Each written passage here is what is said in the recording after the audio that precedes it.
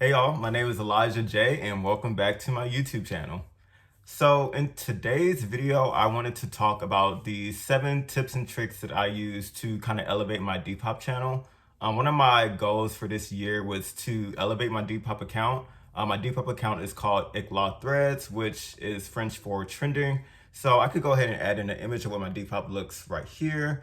And I'll also add in my link for my Depop account below as well if any of y'all are interested in looking into the clothes that I have available at the moment.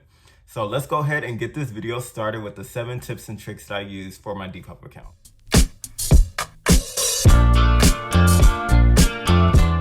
All right, so the first tip that I have for elevating your Depop account is just trying to get exposure.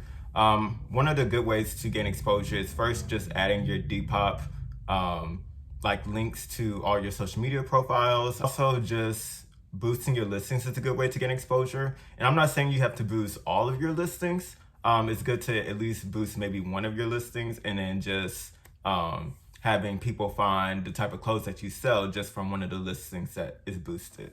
So the next tip that I have is just to have the measurements of the clothes that you're selling. So mostly people want to see like the waist length or the length of the pants that you're selling, or like maybe the size of the shirt or sweatshirt you're selling. But sometimes it could go a little bit deeper than that. It could be the like chest length of a shirt or the inseam or the outseam of pants. And if you want to get those more specific informations, I do suggest in buying a tape measure. I bought this off of Amazon. I don't remember the price of it. I'll probably look that up and then add that to this video. But yeah, having a tape measure will be very helpful in making sure that you're able to get the measurements of the clothes that you're selling. And also another measurement is just getting the weight of the clothes you're just selling. So I know whenever you're putting a clothing item up for sale, it's good to go ahead and have a little weighting machine. I know it's not called a weighting machine, but a scale.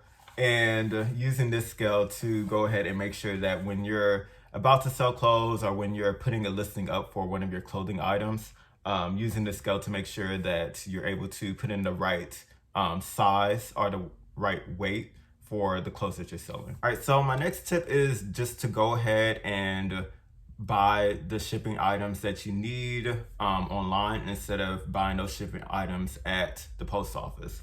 So what I mean by that is going ahead and buying a whole bunch of shipping bags that I bought off of Amazon, which I could add the link below as well for this as well. Why'd I say this as well twice? But yeah, so buying these shipping bags is a good way to be sure that you don't have to go to the post office to buy one shipping bag at a time. And I feel like it's a lot cheaper at the end of the day to buy a bundle instead of just buying one at a time. And also going ahead and buying shipping tape is a good way to make sure that once you go to the post office, everything is ready and all you have to do is just drop off the package. Okay, so my next tip is just to be responsive to your customers or potential customers. So to have questions about the items that you're selling on your page, just responding back to them as soon as you possibly can. And then also, once you sold an item, like the conversation really doesn't end there.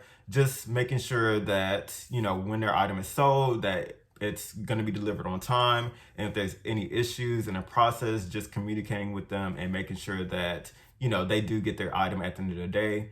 Also, once the item is delivered, it's good to go ahead and leave a review for the customer. And I feel like it's more likely that the customer will leave a review for you as well, which would be good whenever, new customers are looking at your page and they see reviews from other customers, and it makes them more likely to want to buy items from your page. All right, next is to just be honest. I know there's clothes that may have like holes inside of them.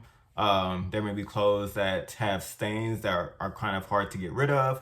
So just being honest and making sure that you're kind of transparent with selling the clothes that you have on your account, and making sure that when you post the pictures of the clothes that you're selling, to make sure those flaws are shown in the pictures or the videos in the listing. Okay, so next is a pretty important one, is to always make sure that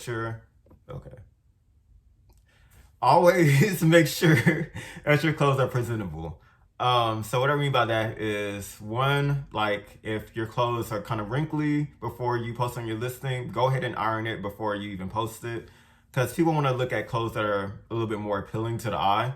So if your clothes that you're posting is kind of wrinkly, then, I feel like, in my opinion, it's less likely somebody want to buy it.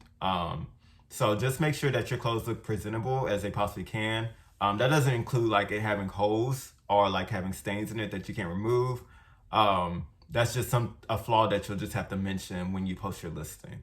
And then also when you do make a sale, go ahead and wash those clothes because you don't want somebody writing reviews saying, "Oh, my clothes, I opened it and it just smelled." That's probably one of the worst reviews you could possibly get. So just go ahead and make sure that your clothes are clean and they look nice when you post those listings. All right, so the last thing on my list is just to use the free resources that you have available on your phone and online. One of the resources that I used was Canva to make the logo. When I wanted to rebrand my whole account, I used Canva to remake the logo that I have right now. And it was able to kind of provide me suggestions on what my logo should look like. And I was able to make my new logo for free. And I also use an app on the iPhone called Freeform. I know on iPhones you're able to click on the image and it kind of makes it a sticker. And on Freeform you're able to put that sticker on a white background and you're able to kind of save that as a PDF and then take a picture of it and then post it on your Depop account. So that's kind of how I kind of decorate my Depop account to look the way that it does right now. So I could probably add in a little video of what it looked like before, how I was taking pictures before, and then how it looks now. So those are two online and app options that I use. I know on Canva, you're able to also Photoshop clothing items similar to how I use the sticker and freeform option. But I know with Canva, if you want to Photoshop clothes or anything really, you would have to pay for a premium account. So if you want to do a free option, I recommend using Freeform. But if you're open to paying for the premium with Canva, then I definitely would recommend using Canva to Photoshop your items. So yeah, that was these 7 tips that I had for elevating your Depop account. I know my Depop account is still kind of small. I know I've only sold about maybe 18 clothes so far. But I really do hope that these tips helps those that are trying to start their Depop account or just trying to rebrand their Depop account. I really hope this video and the tips I provided really helped y'all in that way. So yeah, I will see y'all again next time and peace out. Bye.